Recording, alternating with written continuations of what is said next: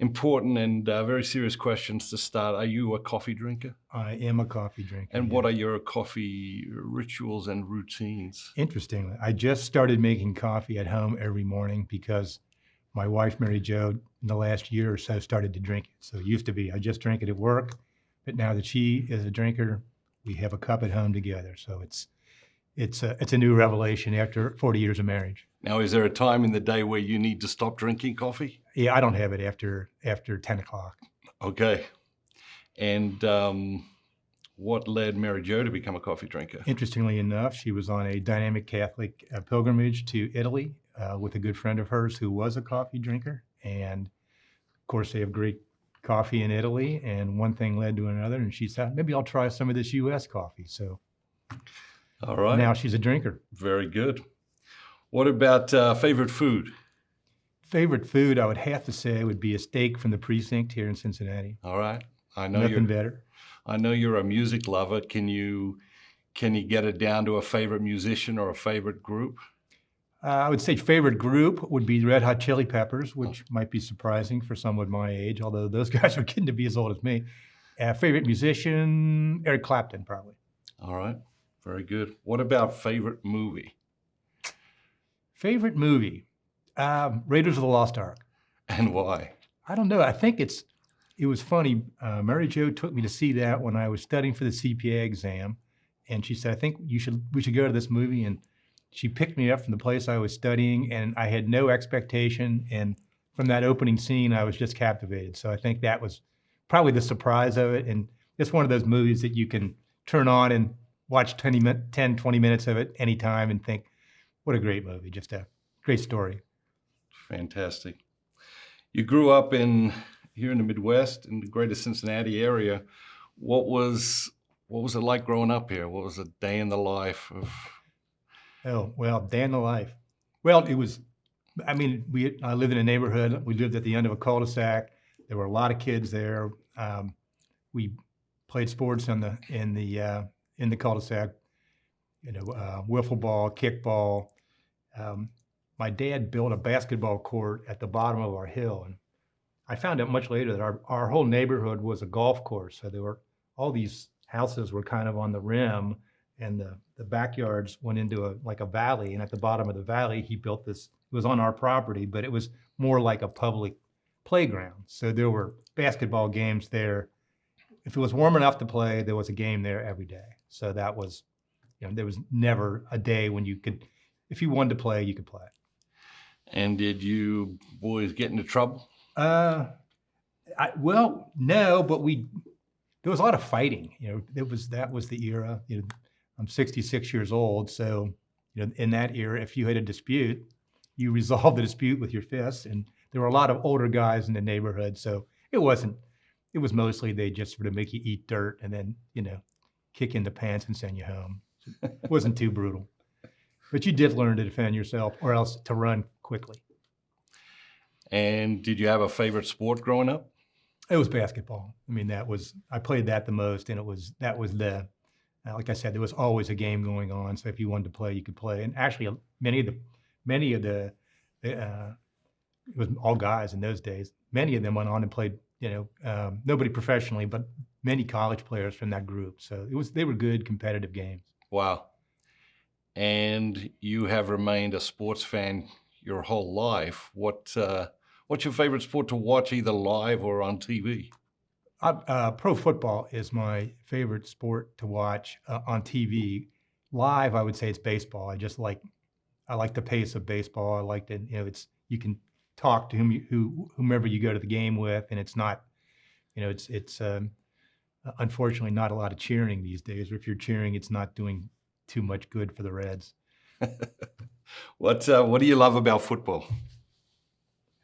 I don't know. As a kid, that was, even though I only played for a few years, it was just the NFL was captivating to me.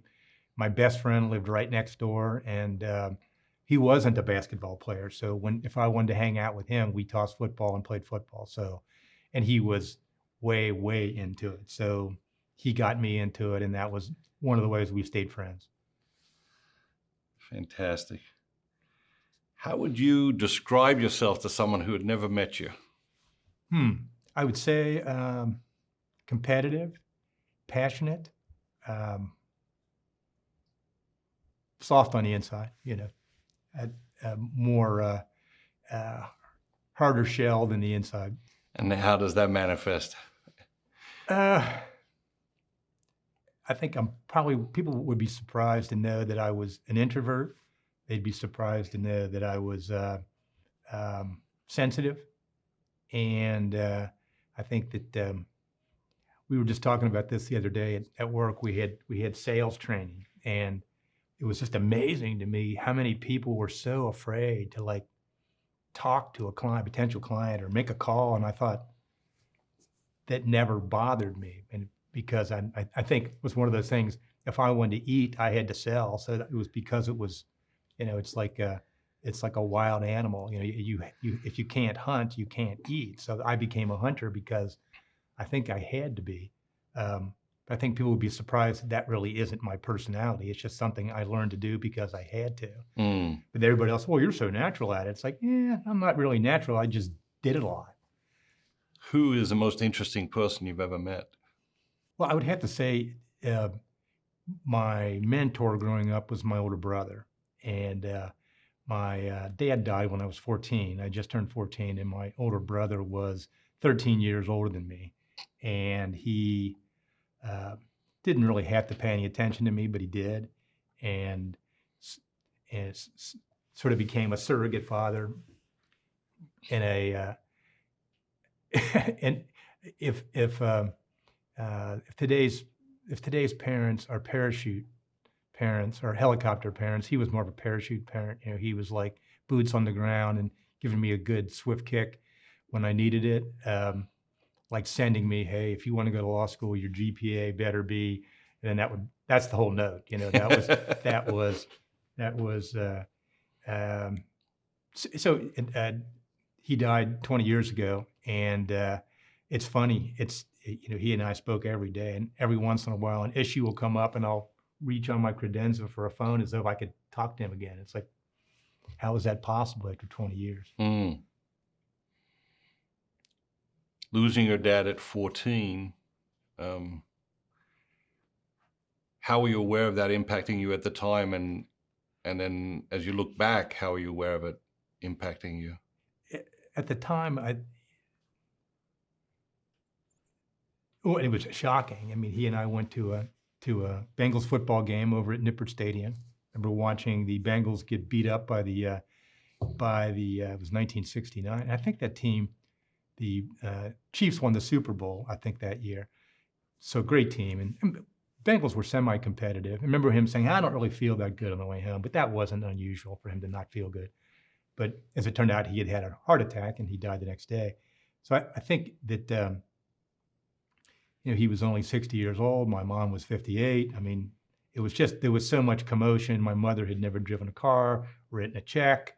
She was the typical, I guess, 50s housewife. So there was so much sort of disorganization around that. And one of my sisters moved home to live with us for a while, who had just gotten married. It was kind of a crazy time. So I don't think, looking back, I don't think there was any time to really deal with it.